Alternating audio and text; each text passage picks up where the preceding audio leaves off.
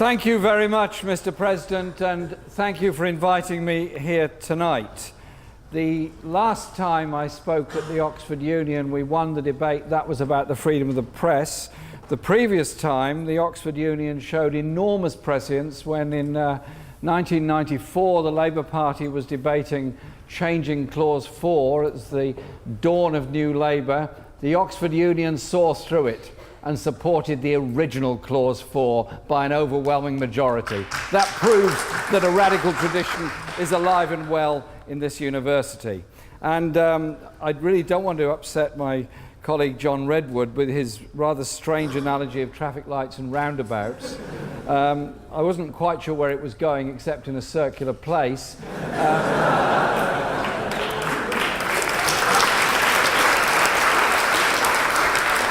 But in London, it's his great friend who hates egalitarianism with every pore of his body and supports inequality with every fibre of his being, Boris Johnson, who is actually bringing in traffic lights rather than roundabouts. Maybe you could have a word with him if you get membership of the Bullingdon Club. I'm sure they'd have you now. At last. They obviously missed a chance with you earlier on. If I could just be slightly more serious for a moment, what do we owe to socialism in this country? Every single one of you in this room, at some point, has benefited from the principles of the National Health Service. Free at the point of use as a human right. The free market capitalist economy of the United States has 40 million people without access to health care, and the rest have to pay a great deal for it. Where did those ideas come from? Did they come from some benign, very wealthy person, or were they, yes, the dreams of people who saw their mothers dying in poverty, saw their wives dying in childbirth, or saw or saw others suffering grievously because they could not afford medical care. They wanted a communal system that protected everybody from illness and disease. Health inequality has increased since the institution of the National Health Service, and in particular has widened since the vast increase in expenditure on it. So at the very least it is not an egalitarian institution. Wow. Health inequality has increased since there's been universal provision of the health service. I seriously doubt what you are saying. What I do know is there is health inequality within our society because of poverty, because of debt, and there is a longer life expectancy for the richer than the poorer. There are many things to be conquered in health issues, but the very principle of a health service as a right and free at the point of use is surely something that we can all be proud of, and that, my friends, owes its origins to those socialist thinkers in the 19th century that saw the evils of free market capitalism in Victorian Britain. Think about that. Surely there's something good in that. And you could go on about many other things, such as access to education, such as the development of council housing in the 1920s by the Labour Party particularly, but by those that believed that there should be decent housing for all. The party that is heavily represented by the other side here are presiding over an explosion of free market private rented flats, which now make up a third of my constituency, and the people are being socially cleansed by high rents and insufficient benefits and a refusal of government to bring in any form of rent control. Again, better quality housing leads to better education achievements, leads to better health. There are many things that we owe in our welfare state to the whole ideas of socialism. But I want you to, I'll take one more, yes? Could you please explain how the moral and socialist principles of the Co-op Bank are so badly miscarried? The morals and principles of the Co-op Bank are, in my view, it should be an ethical bank, and it shouldn't involve itself in the arms trade, and it doesn't, and it didn't, and it shouldn't involve itself in experimentation on animals, and it doesn't, and it didn't. It has been mismanaged, obviously, and there are a number of us who are customers, if you like, members of the co-op who do not want it taken over by hedge funds but want to raise funds in a different way to protect the principle of a mutual bank. But you're in no position whatsoever to lecture anyone about mutuals when you were part of a government that destroyed many of the mutuals in this country, such as Northern Rock, Abbey National and others, that are now part of some big banking enterprise. You promoted greed at the expense of an egalitarian society, and that is everything that Thatcher was about, and you in particular were about as a minister in her government. And so I want to bring to you the moral case about socialism.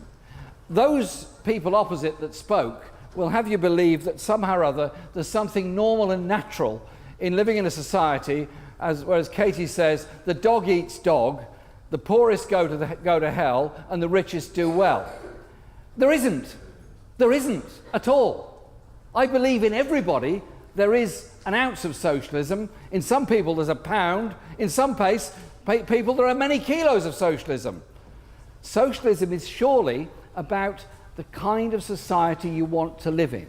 Do you want to live in a society where there is no public provision of any kind of service, there is only private provision, and the only thing to worship is money and getting wealthy at the expense of others? Or do you want to live in a society where there is universal health care, where there is a protection against total destitution and poverty, and every child gets to go to school?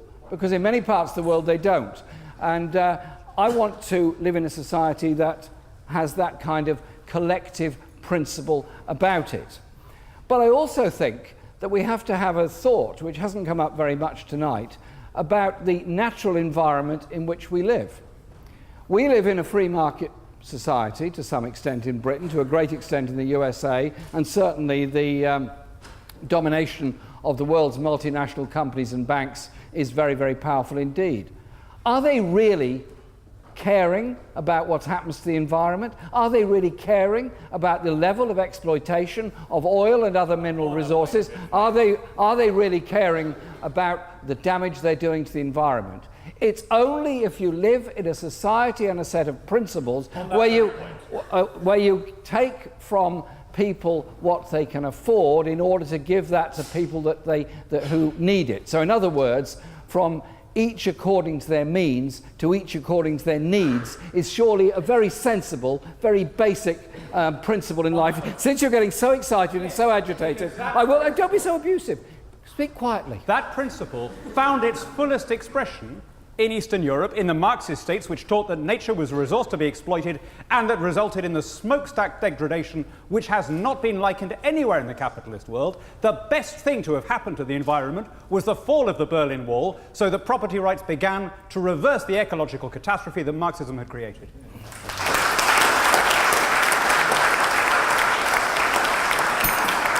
There is some interesting parts of Marx which you obviously didn't get round to reading about Marx and the environment and about the sustainability of life. I have not actually said anything in defence of the exploitation of natural resources in Eastern Europe or anywhere else. I'm making a point that if we want to survive on this planet, we cannot go on exploiting and polluting at the rate we are. We cannot ruin our environment, destroy an ecosystem, and expect to survive. If you live in a free market society, a free market capitalist society will grab every piece of resource it possibly can, and it won't give a damn about the environmental effects of it. A collective principle where we care for everybody does give us that opportunity to protect the natural world and the natural environment. There were many things wrong. There were many things wrong with what happened in the Soviet Union, and I am not here to defend Stalin or his strange views. What I would say is this, that if you want to live in a decent world, then is it right that the world's economy is dominated by a group of unaccountable multinational corporations? They are the real power in the world today, not the nation state. It's the global corporations. And if you want to look at the victims of the ultimate of this free market catastrophe that the world is faced with at the moment, go to the shanty towns on the fringes of so many big cities around the world. Look at those people, migrants dying in the Mediterranean trying to get to Lampedusa. Why are they there? Why are they dying? Why are they living in such poverty? I'll tell you this, it's when the World Bank arrives and tells them to privatise all public services, to sell off state-owned land, to make inequality a paragon of virtue, that is what drives people away now, and into a danger and poverty. And I will conclude with this thought. Think about the world you want to live in. Do you want the dog to eat the dog, or do you want us all to care for each other, support each other, and eliminate poverty and injustice? A different world is possible. Thank you.